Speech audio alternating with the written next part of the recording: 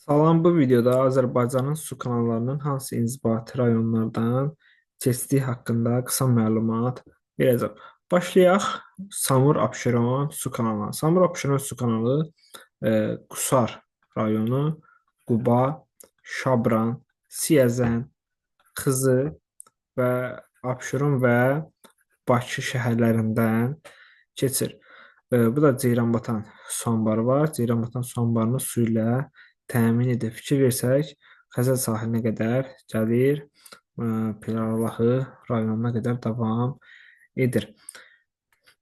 Yuxarı Şirvan kanalı. Şirvan kanalı Mingəçevir su anbarından başlayır və Yevlax, e, Yevlax, Ağdaş, Göyçay, e, Göyçay, İsmayıllı, Ağsu kimi rayonların ərazisindən keçir.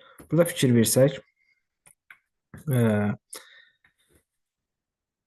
Ucar Zərdab ərazisindən keçmir, amma Ucar və Zərdab ərazisinin e, belə deyək ki, suara bilər qolları ilə. Amma kanal, əsas kanal bu rayonların ərazisindən keçmir.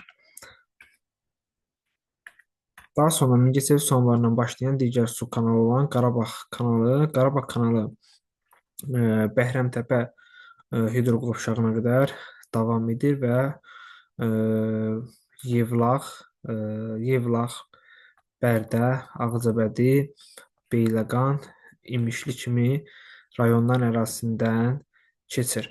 Bəhrəmtəpə su qovşağına töküldükdən sonra Bəhrəmtəpə su qovşağından da iki dənə kanal başlayır. Bunlar hansılardır? Baş Muğan kanalı və Yeni Cənubi Muğan kanalı. Baş Muğan kanalı İmişli, Saatlı və Sabirabad rayonların ərazisindən keçir. Yeni Cənubi Muğan kanalı isə İmişli, Biləsuvar, Cəlilabad rayonların ərazisindən keçir. Mil Muğan hidroqovşağı var Araz çayı üzərində və buradan da Baş Mil kanalı başlayır.